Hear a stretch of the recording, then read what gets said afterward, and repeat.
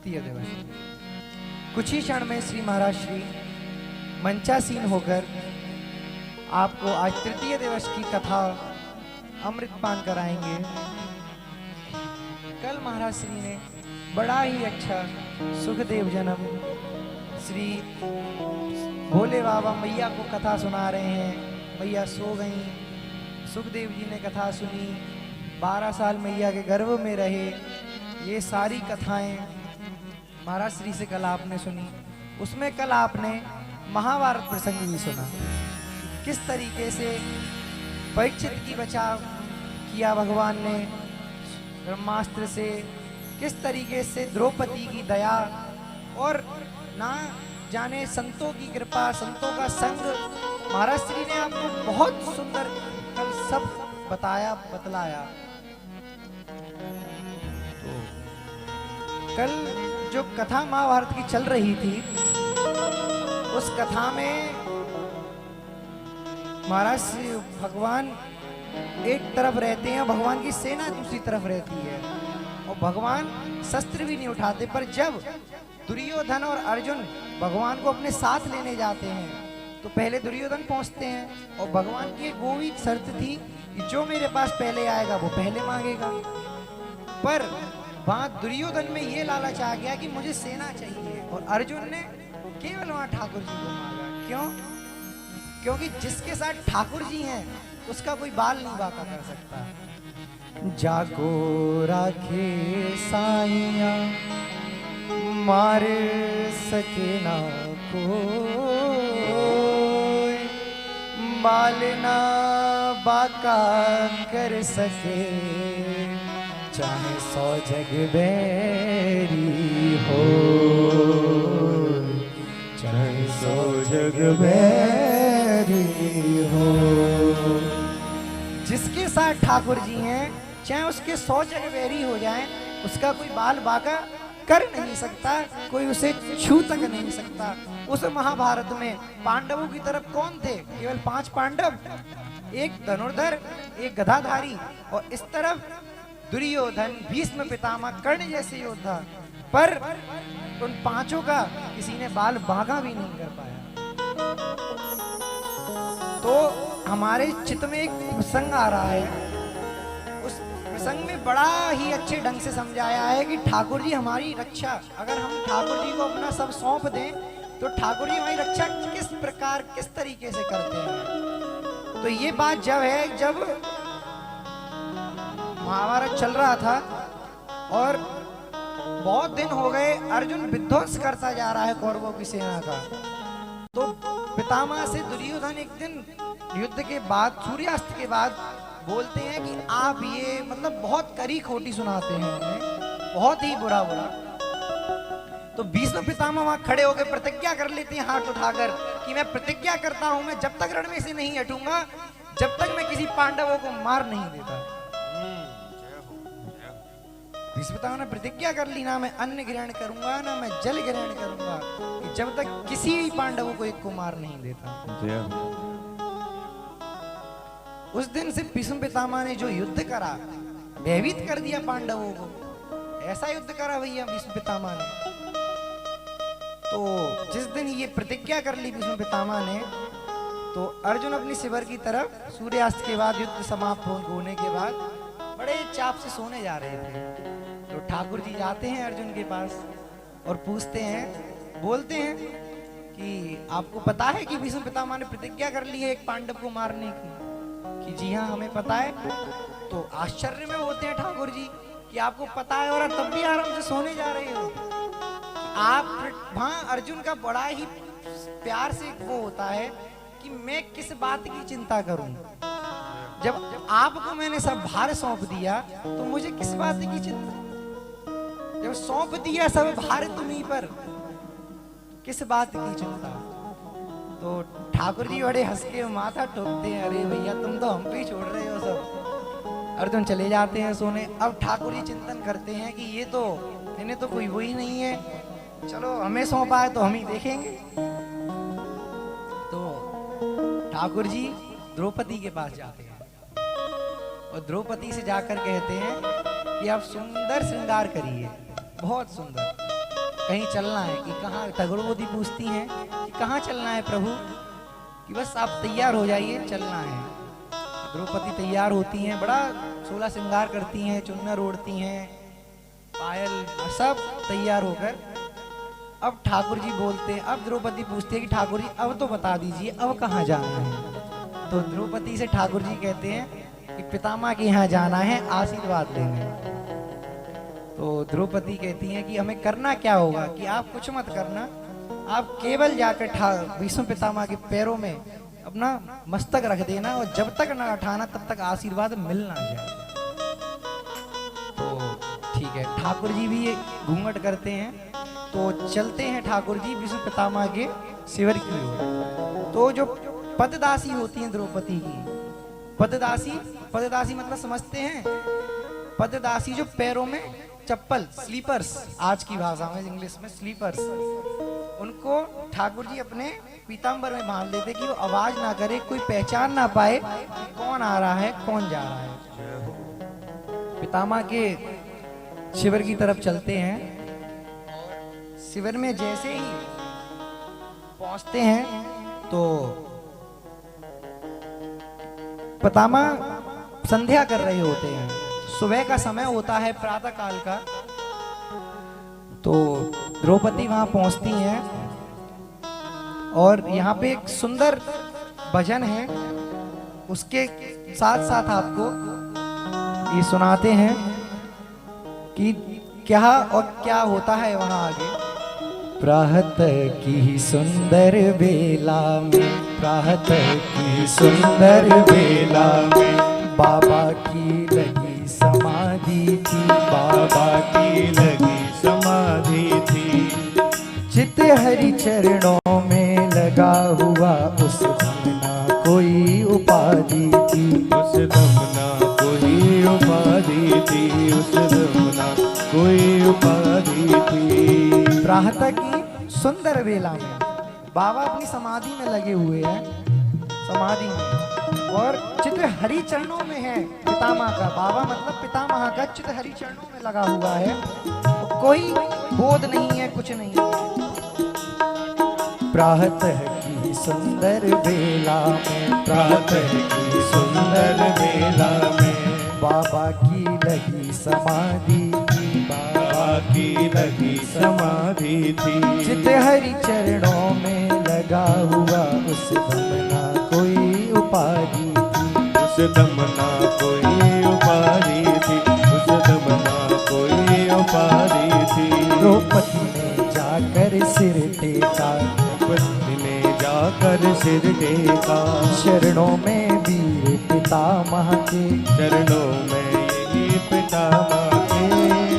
चरणों में कौन झुका देखा, चरणों में कौन झुका देखा। भीष्म बाबा एकदम जागे, भीष्म बाबा एकदम जागे। तब द्रौपदी ने जाकर अपना सिर पितामह के चरणों में रख दिया और पितामह एकदम से झटपटाए कि कौन अचानक आ गया। दोनों अपनी संध्या वंदन और पूजा कर रहे थे। तो बाबा क्या देखते हैं, देखा एक सधवा नारी है, देखा एक सधवा नारी है, चरणों में शीश झुकाती है, चरणों में शीश झुकाती है। जिसके तन की साड़ी का रंग सधवा मन को दर्शाती है, सधवा मन को दर्शाती है, सधवा मन को दर्शाती है। पितामह ने देखा कि सुंदर वस्त्र पहने हुए, लाल लालिमा, चूनर ओढ़े हुए, महावर लगाए हुए। तो पितामह ने देखा कुछ सधवा, हमारे यहाँ दो तरह की नारियां हैं, सधवा के विधवा, सधवा नारी है। बाबा देखते कोई सधवा है और बाबा पूजा में लगे हुए, तो अचानक मुंह से बाबा के निकल पड़ा आशीर्वाद मुख से निकला, आशीर्वाद मुख से निकला। सौभाग्यवती हो हे बेटी, सौभाग्यवती हो हे बेटी। तेरे इन हाथों की मेहंदी, तेरे इन हाथों की मेहंदी का रंग न छूटे हे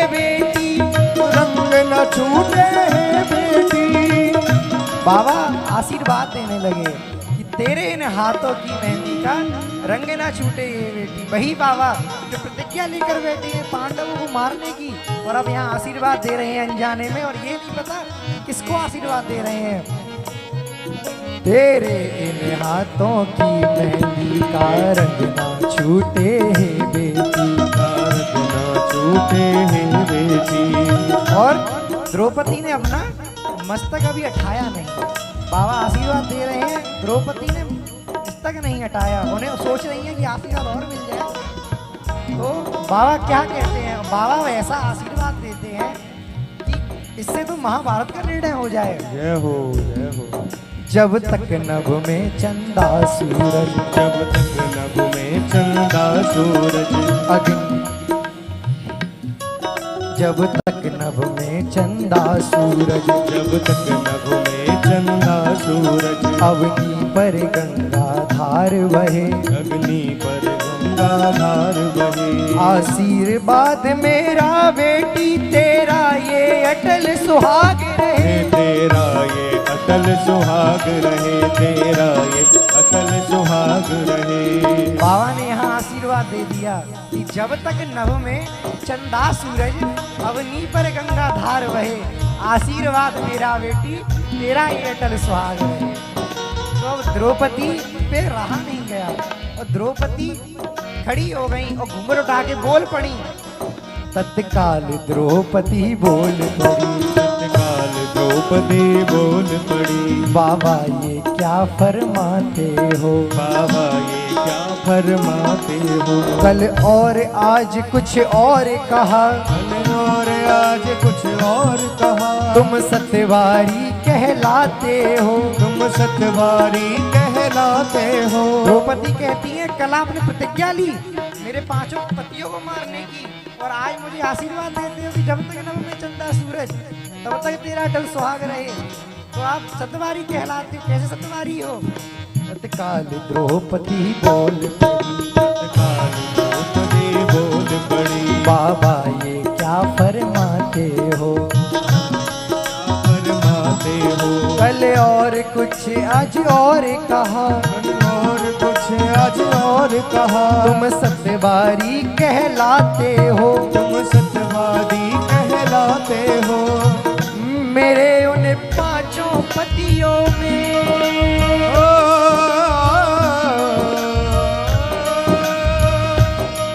मेरे उन 5 पतियों में एक भी मारा जाएगा।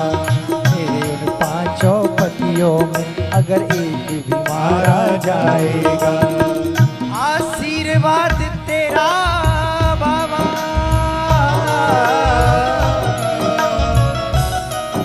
आशीर्वाद तेरा बाबा झूठा कहलाया जाएगा, झूठा कहलाया जाएगा, झूठा कहलाया जाएगा। द्रौपदी कहती हैं कि बाबा अगर हम मेरे 5 पतियों में एक का भी बाल वाका हो गया तो तुम्हारा आशीर्वाद झूठा हो जाएगा और जग हंसी तुम्हारी हो जाएगी। कैसे भक्त थे भगवान। द्रौपदी के वचनों को सुनकर, द्रौपदी के वचनों को सुनकर, हाथों से माला छूट गई, हाथों से माला छूट गई। चित हरि चरणों में लगा हुआ, चित हर चरणों में लगा हुआ। चित चोर समाधि टूट गई, चित चोर समाधि टूट गई, चित चोर समाधि टूट गई, चित चोर समाधि टूट गई। द्रौपदी के वचनों को सुनकर बाबा अचंभित हो रहे। बाबा माला कर रहे थे, भजन कर रहे थे, बाबा की माला छूट गई कि ये द्रौपदी तो नहीं हो सकती। द्रौपदी इतनी भोली ऐसी और यहाँ आकर ऐसे आशीर्वाद मांग ले कि द्रौपदी का कार्य तो नहीं है। बाबा कहते हैं बेटी तेरे इन वचनों का, बेटी तेरे इन वचनों का उत्तर पीछे दे पाऊंगा, उत्तर पीछे दे पाऊंगा। तेरे सुहाग का निर्णय भी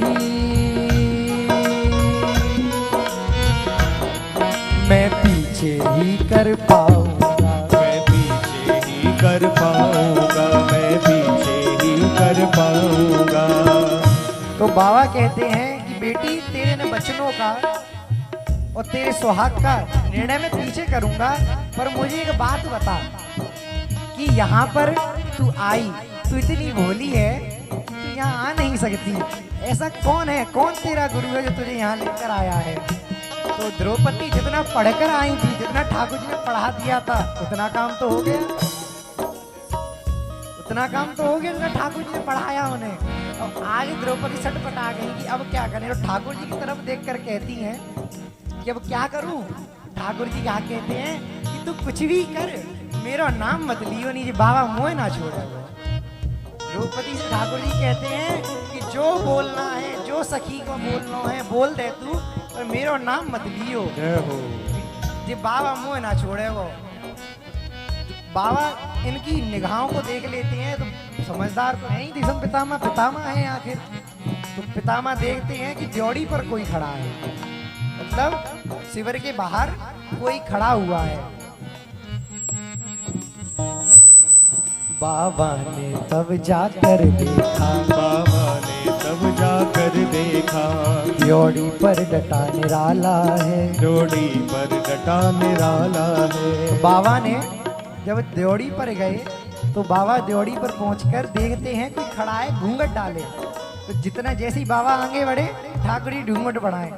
बाबा आगे, ठाकुर जी घूंघट बढ़ा रहे हैं, बाबा आगे बढ़ रहे हैं, ठाकुर जी घूंघट। पर ठाकुर जी ये भूल गए कि पीछे भी गुंजाइश होनी चाहिए घूंघट बढ़ाते बढ़ाते। और जैसे ही बाबा और आगे पहुंचे, ठाकुर जी ने घूंघट बढ़ाया, पीताम्बर नीचे गिर गया और ठाकुर जी का मोर मुकुट दिख गया। बोल मोर मुकुट वाले की जय हो।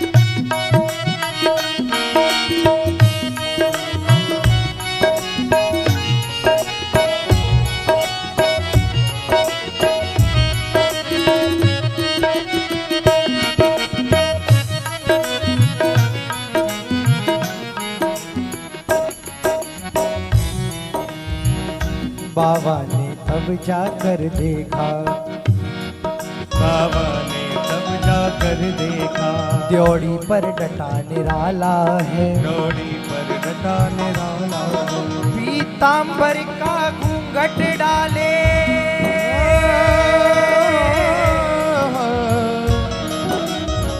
पीताम्बर का घूंघट डाले, वहाँ खड़ा बांसुरी वाला है, वहाँ खड़ा बांसुरी वाला है, वहाँ खड़ा बांसुरी वाला है। बाबा ठाकुर जी से कहते हैं कि तुम इतने बड़े हो गए, तुम द्वारकाधीश बन गए, पर तुम्हारी चोरी नहीं जा रही है। मतलब छोटे बचपन से जो चोरी घुस रही है, वो चोरी अभी भी है, चोरी करना कब छोड़ोगे?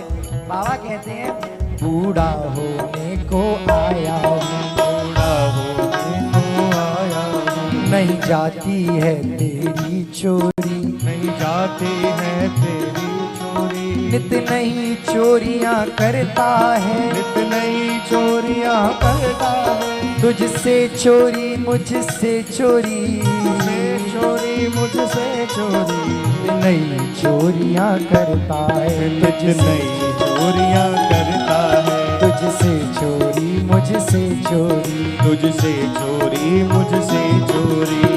ठाकुर जी कहते हैं अब जो हमने किया सो किया, हमारी चोरी को छोड़ो, पर जो निर्णय तो कर दो, जो आशीर्वाद दिया उसका निर्णय करो कि आपने जो प्रतिज्ञा करी है पांडवों को मारने की, अब आप उन्हें मारोगे या नहीं?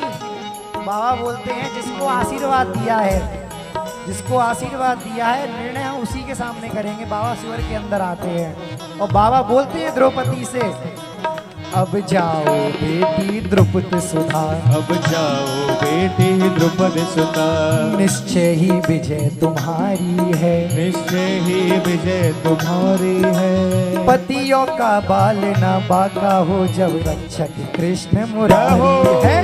रक्षक कृष्ण मुरारी है, जब रक्षक कृष्ण मुरारी है। अरे अब जाओ बेटी द्रुपद सुधा, अब तुम्हारे पतियों का बाल वाका मैं क्या, स्वयं इंद्र भी आ जाए तो कोई बाल वाका नहीं कर सकता। क्यों? क्योंकि जब रक्षक कृष्ण मुरारी है, जब रक्षक कृष्ण मुरारी है, जब रक्षक कृष्ण मुरारी है। श्री हाथों में सौंप दी,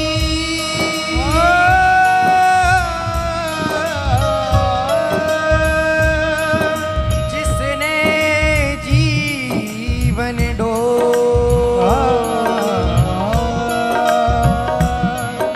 कभी न उलझन देते हैं,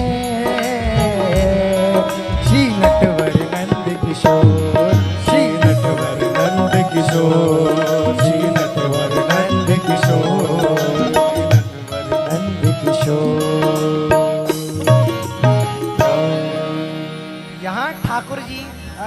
यहाँ ठाकुर जी को ये आप सौंप दो, जैसे अर्जुन ने सब सौंप दिया। महाभारत इतना बड़ा महाभारत हो गया, अर्जुन ने सब कुछ भगवान पर सौंप दिया। तो आज ठाकुर जी खुद को, कल महाराज जी सुना भी रहे थे कि खुद की लाज चली चले जाए और भक्त का मानना टलते देखा। ठाकुर जी की खुद की भले ही नीची हो जाए, नाम बेकार हो जाए, कोई परवाह नहीं है, पर आप ठाकुर जी को अपना बनाओ तो सही। अरे जैसे अपने बच्चे को प्यार करते हो, ठाकुर जी से लाड़ लड़ाओ तो सही। हमारे वृंदावन में श्री राधा रमण जी हैं, गोपाल भट्टी जी ने बड़ा स्नेह, बड़ा लाड़ लड़ाया एक सालिग्राम जी को। पर एक दिन सालिग्राम जी की पूजा करते करते गोपाल भट्टी जी के मन में संक्षेप आया कि हमारे ठाकुर जी भी थोड़े बड़े होते तो हम भी इनका श्रृंगार करते। तो रात ही रात में उस सालिग्राम जी में से ठाकुर जी और बड़े हो गए और वो राधा रमण हो गए। आज भी मंदिर स्थित है राधा रमण, श्री निधिवन के बगल में ही राधा रमण है। और हमारे सबसे पुराने ठाकुर जी, वृंदावन के सबसे पुराने ठाकुर जी श्री राधा रमण। जय जय श्री राधे। कुछ